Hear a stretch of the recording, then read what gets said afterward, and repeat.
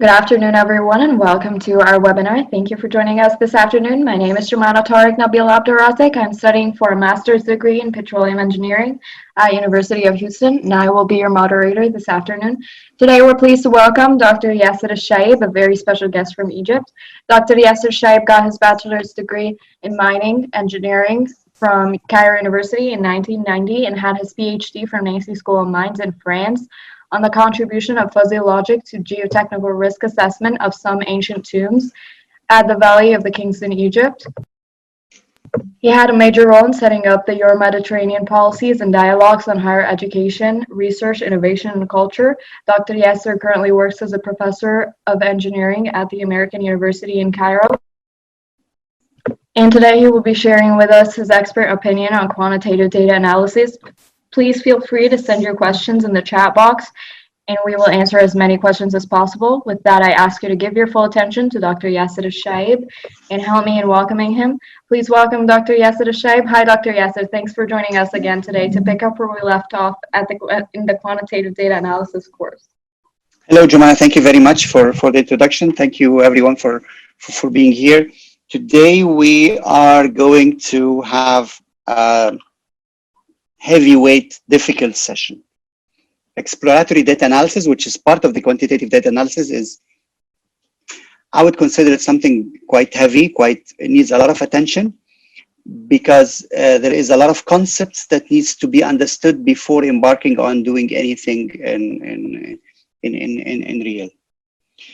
And in this session, I will look into two of the tools that we usually use for exploration. And when I speak about exploration, it's like exploration of the data. So we will not make any prediction. We will just try to understand the underlying, this is a term that we use, understanding the underlying structure of the data itself. How the data is structured together, what are the relationships between the variables, how can we understand how those many variables and how those many individuals that are in my data matrix are behaving together, are relating to each other, are working together. All of this this is what we call actually in quantitative data analysis as structural understanding. Sometimes we call it the summary of or summarizing the data. Sometimes we call it exploration. Sometimes we call it interdependence methodologies. But anyway, it's at the end of the day, the objective is to understand how this data is related to each other. And again, I'll be using here the component principle, a principal component analysis, and also the clustering analysis. And I will go in them one by one, slowly by slowly. One of the rules, one of the problems that we have in data analysis is that once the dimension of the data goes beyond 3 variables, it is very difficult to understand how it is behaving. Let me give you an example. We are 48 now participants in the in this webinar.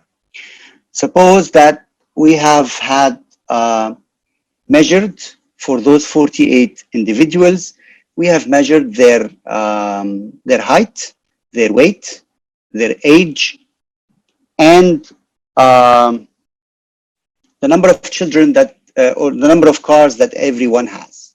So we have 4 variables.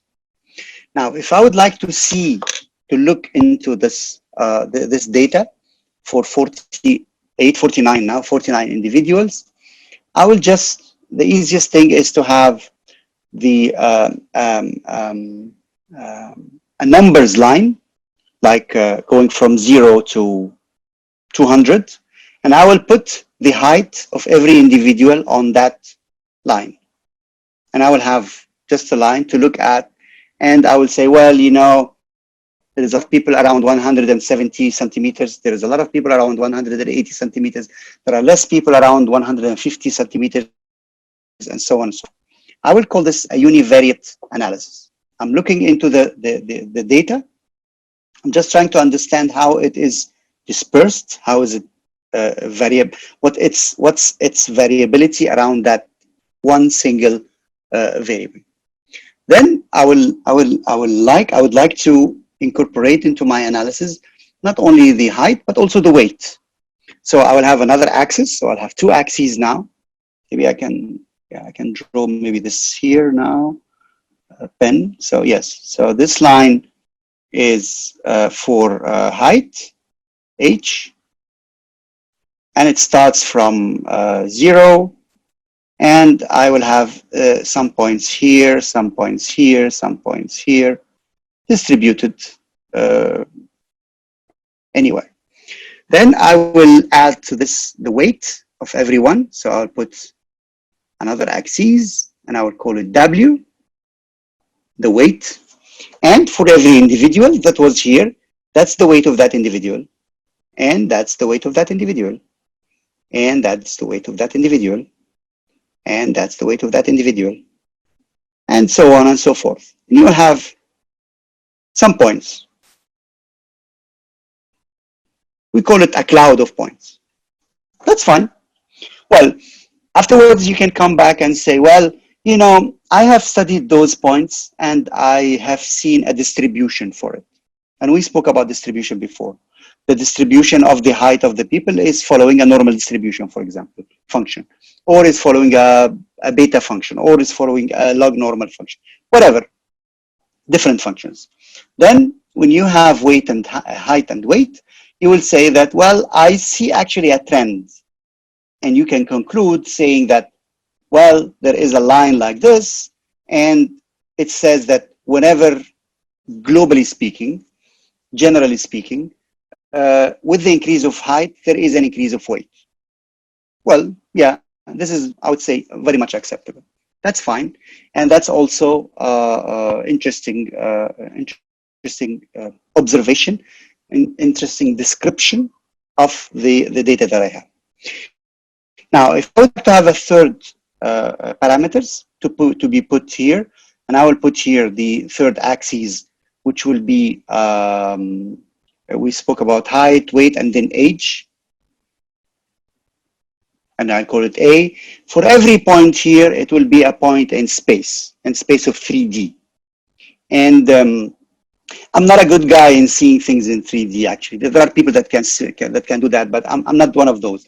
So for me, in order to see things in 3D, I need to project it. So I need to take this cube of information and turn it a little bit to the left, to the right, maybe look at it from a plan point of view, or from an elevation point of view, or from a side view point of view. And this we do as well for example, machinery. I mean, when we draw a machine, when we draw anything, when we draw a key like this, in order to draw it in an engineering sense, we usually draw the plan, the elevation, and the side view. So we draw it from three different perspectives, because this is what we need to do. And usually I mean, human eye cannot see things really in 3D projected on 2D directly. You need some to develop yourself. But this is not the question, actually, or this is not the real problem, actually. The real problem is that if you would like also to add to this drawing, in order to understand or to see the data, if you would like to add to it as well the number of cars that a person has, or the number of children that a person has, is the gender of that person, the class of that person, the marks that he had in math or in physics or in petroleum engineering or in gas engineering. I mean, any other variable more than those three that you have here, that we have here on the screen, it is impossible actually to see it. You need to project this data. Sometimes we project it 2 by 2. So we take weight and height, then we take height and age, and then we take weight and age, and then we will take height and number of cars, and then weight and number of cars, and then age and number of cars. We usually do this because we are not able to see it in a 4D or 5D or 6D or 7D equation, or sorry, graph. And this is actually the main driver behind this methodology called principal component analysis. As I said, now I will consider that every variable that I have in my data matrix is a dimension, and it carries with it a number of information, a certain amount of information. To ease of calculations, I will say that every variable that is in my data matrix is carrying one variability, one variance, one V, let's call it a unit one. So if I have a matrix, if I have 10 variables, this means that I have 10 V, 10 variances. This means that in order to see this this cloud of information, where every individual has 10 coordinates, if we think of it in a cardinal way, every individual has 10 coordinates on the 10 variables, which are by themselves independent to each other. Then I need to look into a space of 10D. And of course, it's impossible to see a space of 10D. So how can we do that? The principal component analysis method, or the factor analysis method, what it does is that it reduces the number of dimensions.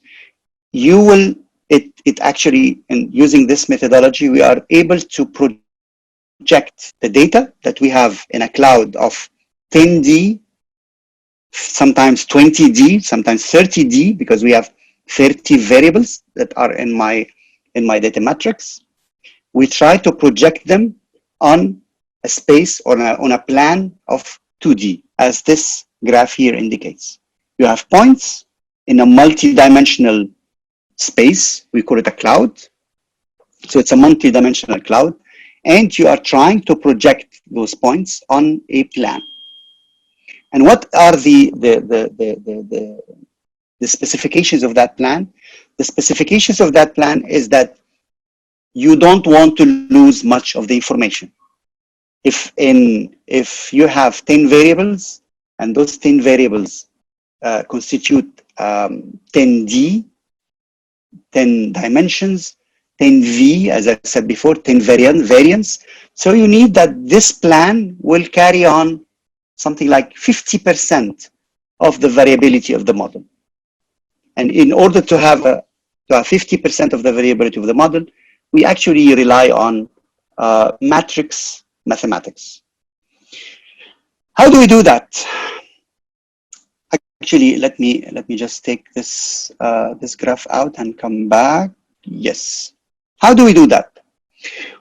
Well, what we do in the principal component analysis is that let me go. Yes. What we do actually in the principal component analysis is that we work on the variance or covariance matrix, which is, I would say, we can think of it as the correlation matrix. Let me come back to the idea that we had. Remember when I said that we have three lines, three axes, and those axes are perpendicular to each other. And you have here one variable, you have here one variable, and you have here one variable. In order to see them, you need to see the relationship between this variable and that one. Or one way to see them is to see the relationship between this variable and that variable. And then you have another graph with this variable with that one. And then a third plot or a third graph with this variable with that one. So 1 with 2, 1 with 3, and 2 with 3. And this will give you a fair good idea about the relationship between the variables together. If you think of the, if you remember the correlation, when we spoke about correlation, I think not last time, maybe the time before. And correlation in mathematics, you can think of it as the behavior of a variable with respect to another one. So sometimes you have a positive correlation where variable x increases, variable y increases, or sometimes you have negative correlation, variable x increases, variable y decreases, and sometimes you have zero correlation, which is variable x increases and variable y is completely independent. It doesn't really have any effect on it. So those two variables, we call them independent variables. That's why in the last slide here, I spoke about the transformation of a set of correlated individual independent variables or dependent variables into a set of new uncorrelated variables, completely independent variables. And in mathematics, when we speak about independency, we speak about perpendicularity, i.e., if you have vector A and vector B, and the angle between vector A and vector B is 90 degrees, those two vectors are actually completely independent. And it happens as well in mathematics that if you have variable A and variable B that are completely independent, then they are, by definition, or by geometry, or by mathematics, they are perpendicular to each other.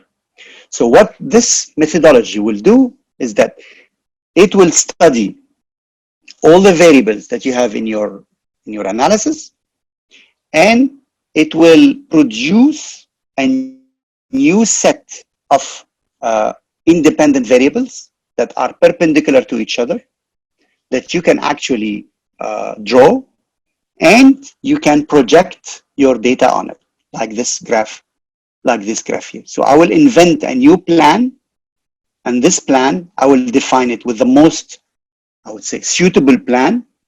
And this most suitable plan, I will project everything on it, and I will be able to see the variables on it. I will be able to see the individuals on it, and I will be able to see like looking into my 10 variables as if I'm looking to them into a screen. I mean, I'm looking I'm like shedding some light on them, and I'm seeing the whole cloud of 10D in a reduced space that I can see it with my bare eyes, because I cannot see the 10D. I have to see 2D only, or 3D sometimes when we are quite clever. How do we do that? We do that actually by looking into the correlation matrix.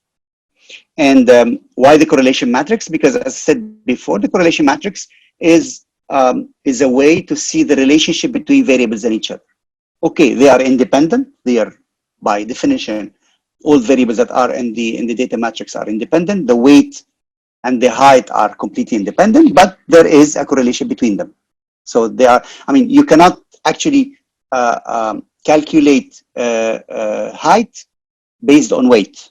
You can have expectations, but you cannot calculate the real height based on the real weight.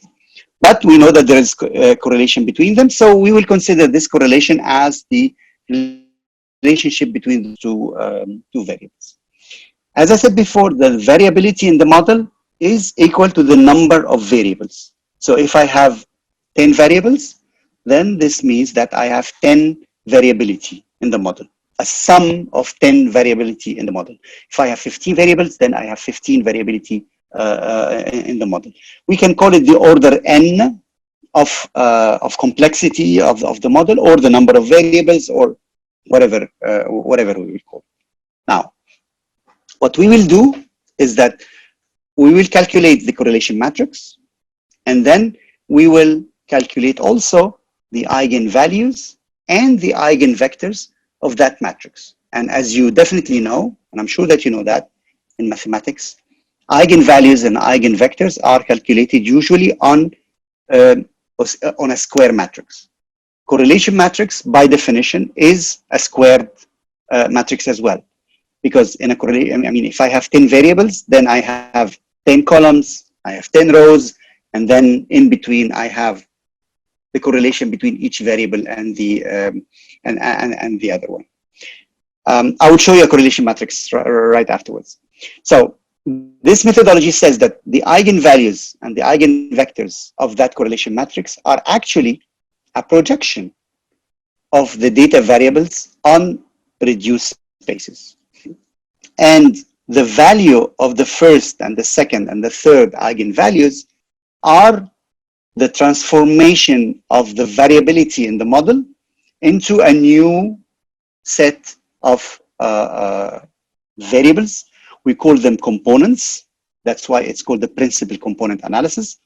And we can actually project them on a reduced space of 2D, for example. So I have a 10D variability, and then I can reduce them into 2D variability. And I will lose, of course, some of the information. I mean, in 10D, you have 10 variability. You can draw them on a 2D plan, and the amount of loss that you will have is sometimes 30%, sometimes 40%, sometimes 20%, which is a very good thing. So you reduce the space from 10D to 2D with some losses of information, but it's better than not able to seeing it at all. This is what's the principal component analysis about.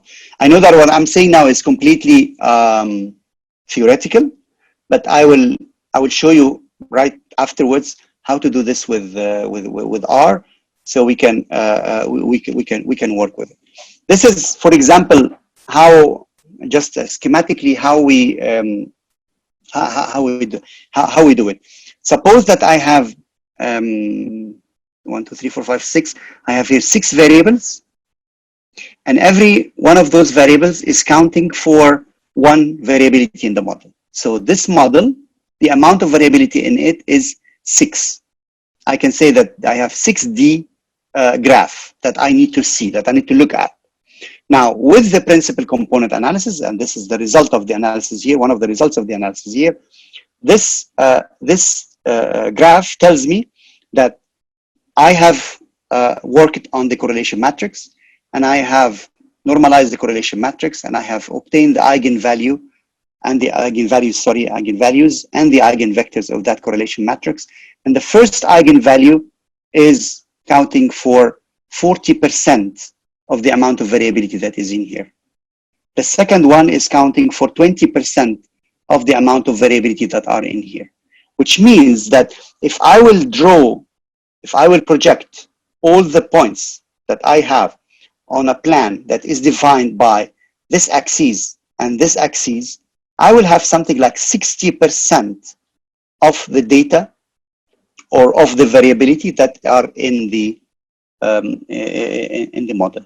Now, if I will look into the 6 variable here, I would see that it counts for something like maybe 3 or 4% of the amount of variability that I have in the model. While I started at the beginning with every variable having 1. So now I have less than 1 here, and I can simply discard.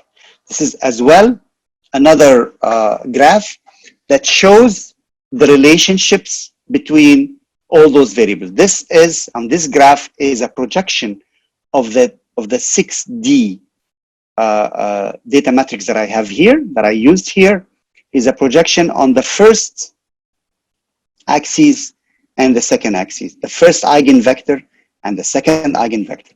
And it says that the first eigenvector, it contains 38%, as it was saying here. It's something about 40%. So it's actually 38.63%. The second one counts for 19%. As we were saying here, it's like less than 20%. So this model accounts for 38.63 plus 19.41% of the whole variability of that model. Now, how can we do that? How can we understand that? How can we extract information from that? Let me take you to R, to the software called R, and let me show you how can we do this, and we will of course discuss it afterwards.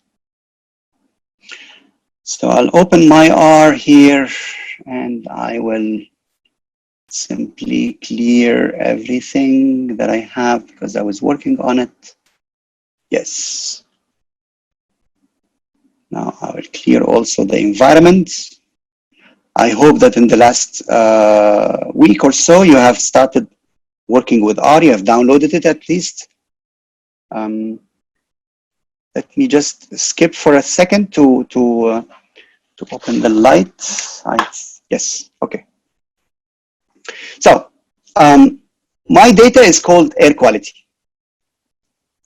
And let me show you what my data looks like. This is my data. Air quality is a data matrix that has 1, 2, 3, 4, 5, 6 variables. The first variable is called ozone.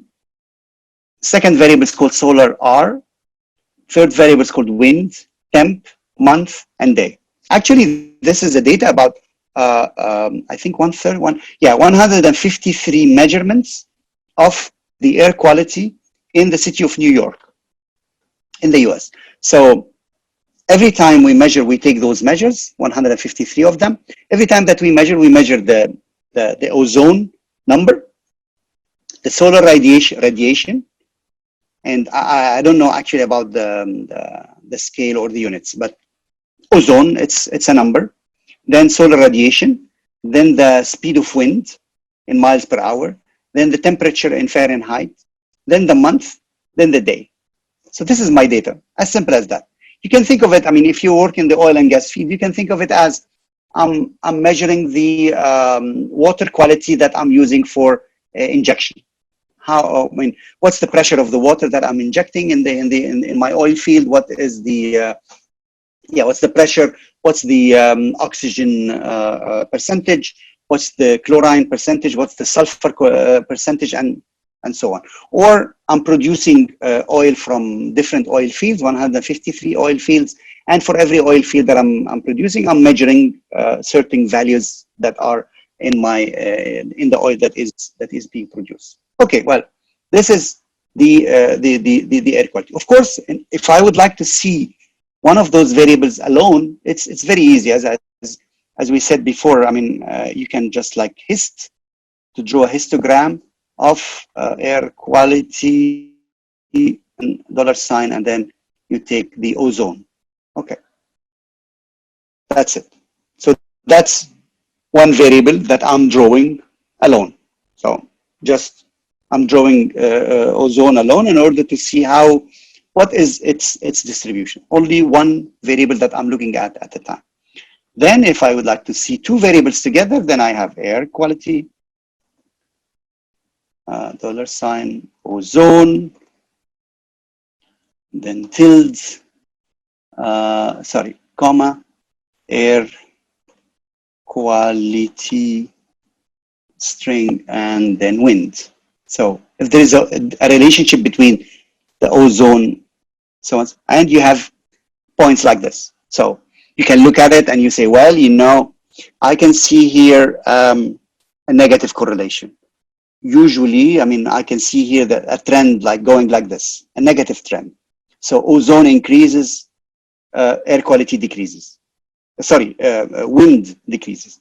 So I can say that whenever the ozone number increases, the speed of wind decreases, and vice versa, of course. And you can, of course, do a lot of those plots. I mean, you can plot air quality, wind versus air quality temp. Is there a relationship between temperature and the speed of wind? I don't know. Well, this graph, well, I don't really see a trend in it. Maybe if we can look at it from a different angle, we can say that there is a ratio. But anyway, this is just to explore all the variables 2 by 2. As I said before, let's look into weight and height. Let's look into weight and age. Let's look into this and that. If we would like to see it in a 3D, then it become quite problematic. Now, correlation. I mean, I will start using correlation here, and I'm doing correlation between temperature and solar R. Or let's calculate actually the correlation between ozone and wind. So I'll replace temp by ozone. Sorry, and this one by wind. And it says minus 0.6, and it confirms actually what we have seen here. I mean, we've seen here a negative trend. So in mathematical terms, this negative terms, this negative trend is calculated as minus 0.6. If I will make the correlation, if I will calculate the correlation between the wind and the temperature, would I expect it to be less or more? I would expect it to be more on the 0 side, because I don't see here anything. But let's try this. I'll copy this, I'll paste it, and I'll replace here wind and temp. Sorry. And you see to my surprise, I'm a bit surprised to see this number because it's not that small.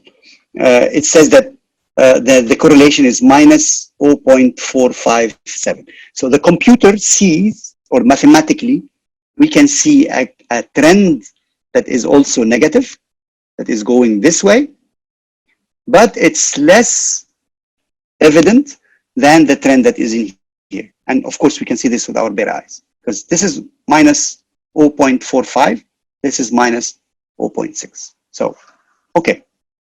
Well, there is also this graph that we can, this is the correlation matrix. Yes, it's here. Let's just focus on those numbers.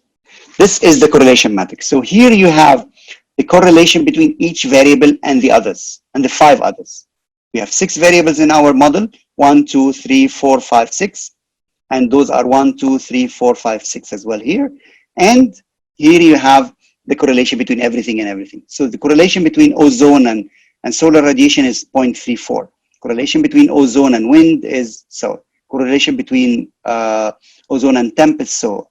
Ozone and month, ozone and day, and so on and so forth. So this is what we call the matrix of correlation, because it's a square matrix where you have on the lines, sorry, on the columns, titles, the name of variables, and on the row titles as well, the name of variables, and of, I mean, in the cells, if you think of it in an Excel format, in the cells, you have the correlation between each variable and the other one. And of course, correlation between temp and ozone is the same as the correlation between ozone and temp. So it's 0.698, and here it is 0.698. It's the same. It's we call this a symmetrical rectangular matrix. Sometimes we even don't write or simply don't calculate those numbers that are below this diagonal, because we know that those are the same ones. So in order to save time and to save effort, we just don't calculate them. But anyway, I mean, R is very fast, so it does just like that. I think we can also draw this correlation matrix. We can draw the graphs of the relationship between every 2 variables one by one here in this here. But for the sake of time, I will not go into that. Now, in order to do the principal component analysis, now we didn't do anything new. I would say new now. We've just worked on some plots to study the variables one by one. We've studied some of the variables 2 by 2, so 2 variables together, and then we had some correlation. And as I said before, in order to work on the correlation, in order to define those new axes and to reduce the variability in this model, we need to do the principal component analysis. And in order to do principal component analysis, you need to install some of the packages. I know that I spoke about package 4, but maybe it's the right time to speak about it again. Packages in R, as well as in Python, for those of you who are doing some programming in Python, are like add-ons. So those are tools, those are functions, those are commands that are developed by people like you and me, and are put in the disposal of everyone. So you can go online and download those packages, and of course use them, and of course know how to and produce something out of them. in order to download and install a package, you have two ways. Either you know the name of the package, so you just say install.packages, and then you have the name of the package. You go to the internet, and you can say packages in R, and you will have a lot of links to different packages. Yeah, you can see it here, the CRAN packages by name. So all of those are packages that are made by humans like you and me, and are put here. You can download any of them, you can install it, and you can run it, and you can have data out of it. Now, how to run it, or how to install it in an semi-automatic way, I would say, you just go to Tools, and then Install Packages. And if you know the name of the package, so for example, I know that it's called Factominer, so I will start typing Factominer, and it appears here. I can just click on it and then install it. And when I will click, if I will click here, it will give me the same as just installing this package. Of course, I mean the package is installed at my on my computer, so it asks me if I want like to reinstall it and to restart the session again, and I will just say cancel for the moment. But in order to work with this component analysis in R, and it's not the only way, there are many other ways, you can actually you have actually to install those two packages. One of them is called Factominer, and the other one is called Factoextra. So you just install those two packages. Then you go to packages here and make sure that those two packages are checked in. It's the same as mentioning here, library Factominer, Factoextra. And that's it. We will start the analysis now right away. So I'm telling my session in R that the data that I will be using is called air quality. Okay. Of course, the data that you use, the data matrix that you use, could be coming from Excel, it could be coming from CSV, it could be coming from SPSS, it could be coming from anything. But I'm just using air quality just for illustration purposes. And as I showed you before, this air quality, you have here function called head of air quality, and when you click on head for air quality, it will produce the very first 6 or 7, sometimes 10 lines of the data matrix. Of course, data matrix could be very long, but here it produces only 6 lines of it. So you can also make a summary of the of air quality. You can use the function summary, and the function summary will, for every variable, it will tell you what's the minimum values, what is the first quartile, the median, the mean, the third quartile, the maximum, and the number of missing values in it. So for instance, ozone, the minimum value of ozone that we have in our data matrix, the maximum value that we have is 168. The mean is 42.13, and we have 37 missing values. For wind, the minimum value is 1.7, maximum value is 20.7, the mean is 9.958, and we don't have any missing values. Well, that's just, it gives us just some information about our data. Now, in order to do the principal component analysis, there is a function called Pca, and this function will not work until you have installed this this package. So I'm just validating the function. So instantaneously, it produced something here, and it produced also this image that we have here. And what is this image is telling me? This image is telling me that I have a plan. I mean, the computer is telling me I have a plan for you, and this plan has 60% of the variability of your model, and I'm projecting all the variables, original variables that you had on that plan. And if you look into this plan, if you look into those names of variables, and you will compare it to the correlation matrix that we had here, you will find a lot of interesting information. This plan or this graph tells me that ozone and temp are very much correlated to each other because they are, their lines are very close to each other. You can think of those lines as the level of perpendicularity between them. Remember when we were studying, when you were studying vector analysis, and when you have a vector x and a vector y, and those vectors, they have a very small angle between them. So cosine of the theta of the angle that is separating them is actually approaching to 1. This means that those two variables are very much alike. It's the same concept that we apply here. So whenever we have a very small angle, this means that those two variables are very much correlated to each other. And this should be confirmed actually in the matrix of correlation. So look at the correlation between ozone and temp, and it's about 0.7. I think it's the largest correlation that we have in this matrix. Yes, it's the largest number that we have in this matrix.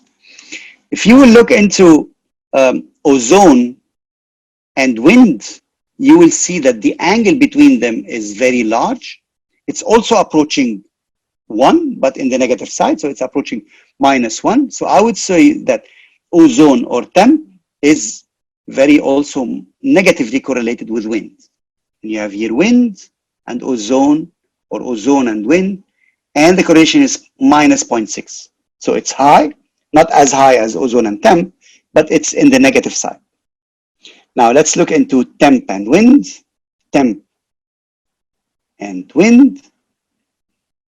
the correlation is -0.457. Not bad. Let's look into two other variables that in vector terms independent or looks independent. When usually two vectors are completely independent when the cosine of the angle that is separating them is approaching 0. So you have a 90 degree between those two variables. So let's look into the correlation between temp and solar R, for example. And I would expect that the correlation between temp and solar R is in the order of 0. Temp and solar R is 0.27. It's less, much less. Temp and day, -0.13. So it's also very low number. So in a nutshell, very rapidly, this graph is showing me all the correlation between all the variables that I have in my analysis. It's a projection of that correlation between all of those variables. It's a way that we use actually to reduce the amount of variables that we have in the matrix. So instead of showing you a correlation matrix like this, or a graph or a number of graphs that we have between every two variables together, I can only show you this graph. And if you will show me, or if I will show you next time, if I'll show you this graph, you will understand that what variables are correlated with each other, what are the variables that are not correlated, what are the variables that are negatively correlated, and so on and so forth. And remember that correlation means that those variables are behaving together. So it will give you more understanding of the behavior of that model or of that data matrix. Remember, at the beginning, we had 153 data points. We could have had 1,000 data points and 10 variables, and we will not be able to see anything. But with a graph like this, you are able actually to see see it. Now, if I would like to show you as well the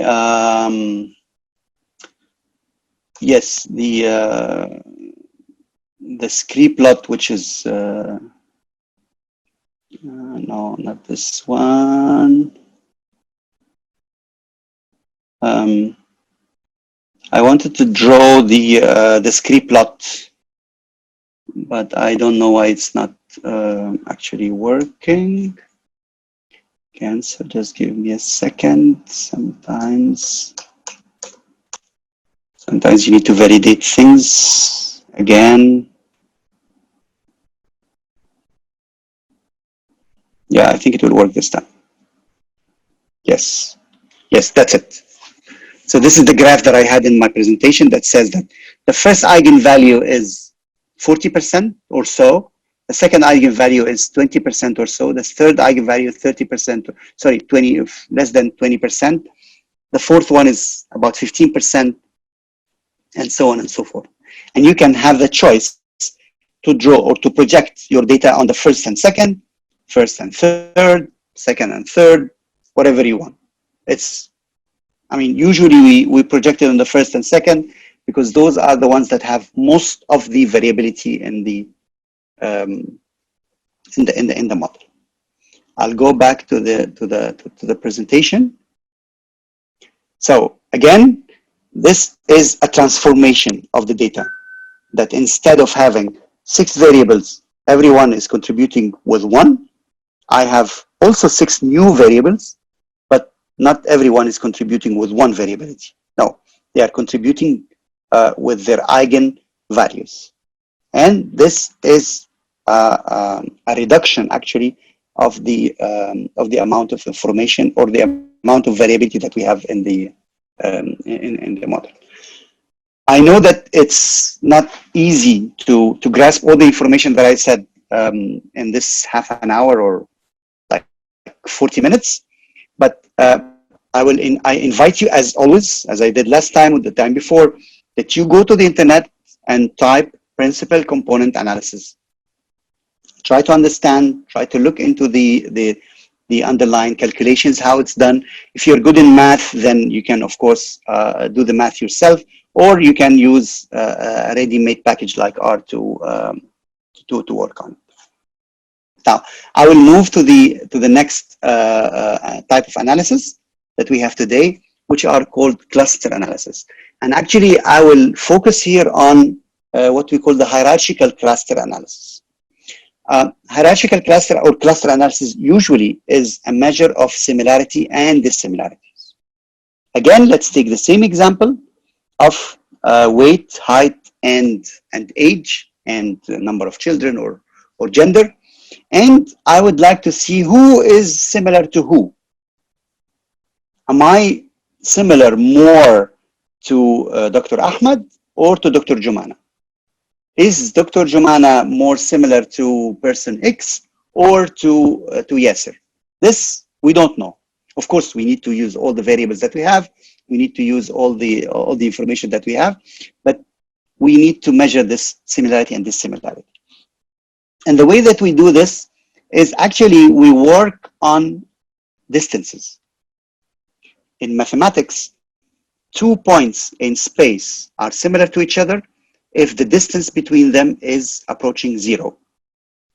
2 individuals that are unsimilar to each other, the distance between them is approaching infinity. And in order to calculate distance, you need an equation to calculate the distance. And the distance, of course, I mean, we have a lot of types of distances in mathematics. The most usual one is the Euclidean distance, which is the square root of the x of the coordinates minus coordinates of 0.1 minus coordinates of 0.2 squared, and then we take the square root of that sum. That's the equation. Nevertheless, there are many other people who have invented a lot of other distances that they say that it works better in this situation, it works better in that situation, and so. But I'm just putting it here for illustrative purposes. I'll just focus on the Euclidean distance that we usually work. So if I have 10 variables, then I have 10 coordinates on every one of those variables.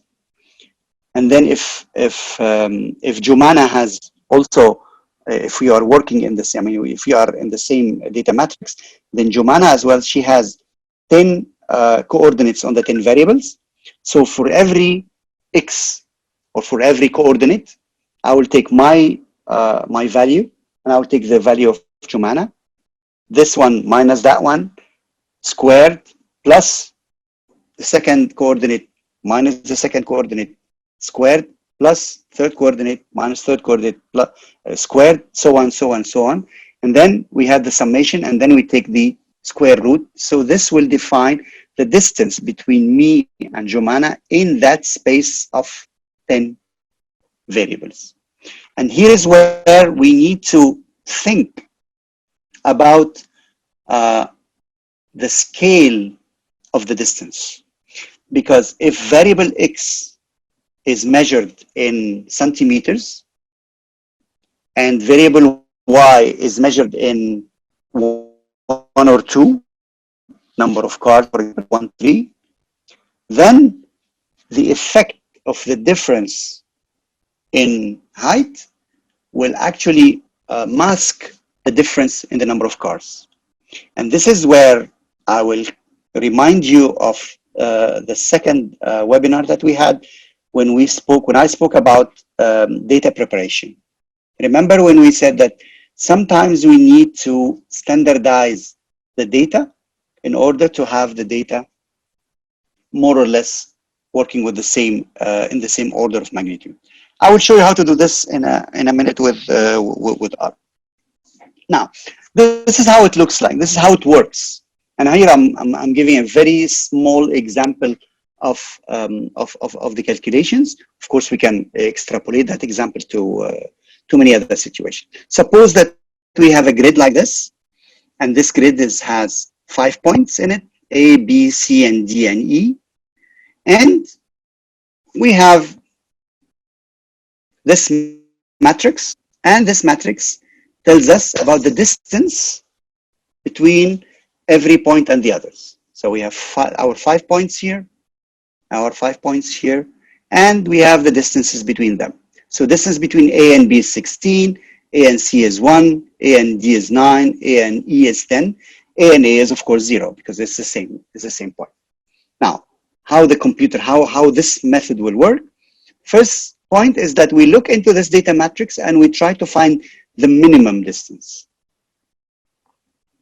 So the minimum distance that we found, that is not 0 of course, is 1. It's the distance between C and A. Difference between C and A is 1. Okay. Now, the next step is we consider that C and A is one object. We replace C and A actually with one object. And this object is called object F, for example. And then we need to calculate the distance between that object that's called F and every other point that is in the system here. And the equation is the minimum. So we calculate the distance between A and B, C and B, and we take the minimum. And that minimum would be the minimum distance between that object, that new object, and the old object that, and the old object that is called B. I'll show you how does it work. I'll reconstruct a new matrix, replacing A and C with F, and I will calculate the distance between F and every other point that is in the system. And then I'll search again another iteration for the minimum, and the minimum is 2, so it's E and B, and with E and B I will construct a new object called, I think, G. Yes. And I will reconstruct again another matrix, and this matrix has F, which is actually A and C, has G, which is actually E and B, and the object D. And then I will do the same again. The minimum is 4. I'll calculate and so on. And then I will find at the end that I have only 2 objects. One of them is called H, this one, and one of them is called G. Now, how can we draw this on a line? This is what we did: A and C. So we draw all the names on an x-axis, and then A and C, they had a distance of 1, and then we would consider them now as one object. Then B and E had 2, and then that object of A and C With D, it has 4, and so on. And that's the end of our analysis. So this graph tells me that I have here 5 objects. Those 5 objects, the two that are most similar to each other, that are very near to each other. Again, as I said before, similarity is the distance, the minimum distance, the small distance. So the ones that have smaller distance are A and C. So those we can see it here, and then this A and C with D, they have a similarity, and then B and E, they have a similarity, and then at the end, remember that we had actually here H and G, and this is what it says. This whole object has, well, it's somehow distant to that whole object. So this shows you that this and how this analysis is done. Now, of course, I mean, when you work with complex data analysis, large data, you don't afford to have only 2D. You have like 10D, 15D, and air quality, for example. I'll do the same analysis on the air quality, and I'll show you how it is. In air quality, you have like 6 variables, and you need to know the distance between them. I'll show you how this works with R as well. And here I have another variable. Let's clean everything. Yes. So here we have 3 different libraries to install and to work with. We have a package called cluster. We have a package called Facto Extra. We have a package called Magri TTR. I mean, they are here. So just make sure that those 3 variables, 3 packages are activated. And again, I'll work with the same data, which is called air quality, and I will just need to scale it. And scale here means standardization of that variable.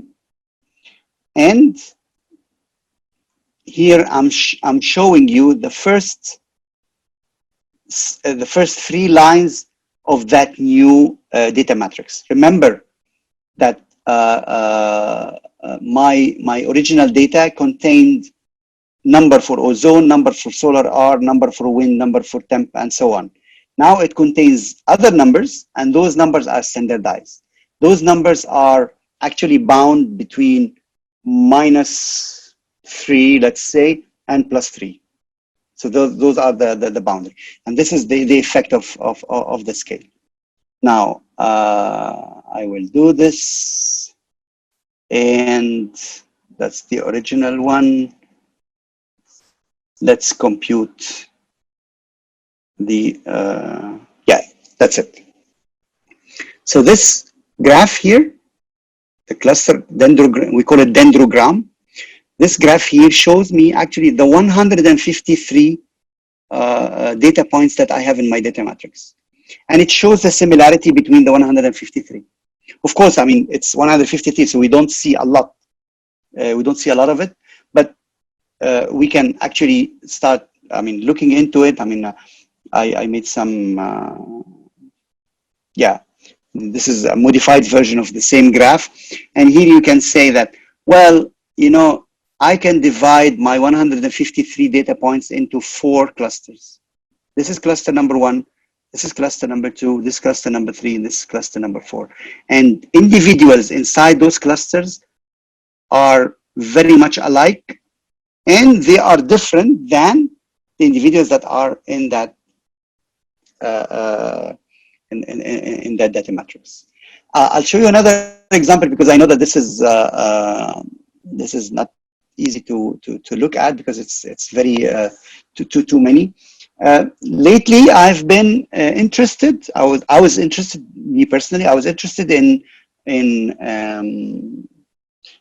growing food at home. So when you grow food at home, we use a system called hydroponic.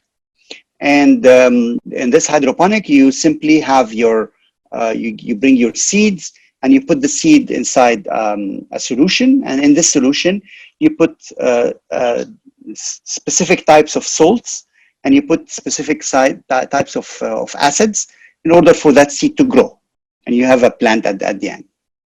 So actually, what I did here is that I have some data. Let me show you this data ahead, my data. Yeah, I have here some data that says that for plant number 1, you need to put that much of TDS. TDS, it's total dissolved solids, like salts. TDS after 2 weeks, TDS after 4 weeks, and then you have the pH, which is the acidity in the water, pH after, and then you have the name of the plant afterwards. Actually, I wanted to know if I would like to grow those plants together, which plants are similar to the others in terms of needs of solution and in terms of needs of pH. Which plants are the same or are similar to each other. And this is exactly what I did here. So not,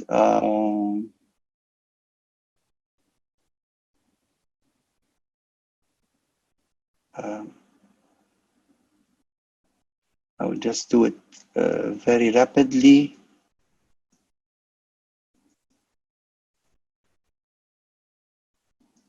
Oh, it seems that I have an error. Let me just show you the file, the final output. Maybe I'm missing something here. TDS and pH, that's it. That's the file. Yeah, that's the file. So this is the data that I have here. And I'm sorry, it's in Arabic. I mean, it's the name of plants are in Arabic. You have here the plant, the name of the plant in Arabic, the name of the plant in English, TDS at the beginning, TDS after 2 weeks, TDS after 4 weeks, pH at the beginning, and pH after 2 weeks. Which one of those plants are the same or are behaving the same that I can plant together, actually? This is my objective. Now, this is what I've done, and this is the dendrogram that I have produced afterwards. And that's it. It tells me, I mean, this dendrogram is telling me if you want to plant 2 plants that are completely similar to each other, you have the oh, I don't know the name in English. You have here the rocula, and the lettuce. So rocula and lettuce are actually very much alike. In another version, basil and lettuce are also very much alike. This could be something else. Okra and this plant that I don't know the name in English are also very much alike. So using this, I can actually know which plants that are similar to each other, so I can plant them together, so I can do them together. Now, let's stop here and I'll go to the very first slide. Exploratory data analysis. What we have done today is that we have explored the data. We did not predict anything. We did not project into the future. We did not forecast into the future. All what we did, or what we wanted to do, is actually to explore the data, to know in the principal component analysis, for example, what are the relationships between the variables? Where are the correlations? Where are the variables that are behaving together or behaving alike and moving together, or no, they are completely independent from each other in their behavior with respect to my data. So I didn't predict anything new. I just knew how things are in those variables. In the cluster analysis, I also didn't know anything new. I only knew which individuals are similar to each other. So I have this example of the 153, and then I saw the graph with them, all of them together, and I can actually understand that this individual number 50 is very much similar to this individual number 90, and I could have done that if I have only one variable. I mean, when you have only one variable on a timeline, or sorry, a number line like this, you can see those numbers, that those individuals that are very close to each other. But when you have 6 variables like the example that we had, it's impossible to know that. But with the cluster analysis, you are able to see this similarity between those two. Your homework, if you would like to understand more, is to go online and search for principal component analysis, and forget about factor analysis is the very large name of the tool. Go online and search for principal component analysis. What are the mathematics that are underlined that I have mentioned? Just a few of it. Cluster analysis. What are the mathematics that are behind it, and how else also we can use it. Of course, you will have a quiz for today. I know that it's not easy to understand like this very rapidly, and well, it's only 1 hour and 5-6 minutes that we spent here. Usually, I try to give this concept in like 3 or 4 lectures sometimes to go into the full details. But I also trust that you have an incredible tool called online that you can look into, and you have a lot of videos, a lot of YouTube videos that you can look into, and it will give you a lot of information about it. That's all for today. Jumana? Thank you, Dr. Yasser, for this enlightening session. Now we'll move to answering some questions asked by our honorable audience. Someone says, what is normalization, and what does normalized PCA mean? Normalization means that all the numbers that we will be working with are within certain limit. And normalized PCA means that when we work with matrix of correlation, we know that all the numbers that we will work with are -1 to 1. I mean, there is nothing more. While if you work with a covariance or a variance matrix, you can have any number of variance or covariance. So that's it. So normalization means that you are transforming your variable from its original values, or sorry, you're transferring your values from its original number into a new number that are born with a minimum and a maximum. That is very well known. Okay, someone's interested in knowing more about your take in the water injection project at the Gulf of Mexico. Actually, I did that last time. I mean, last time I projected some of the data, and I showed how can we use it in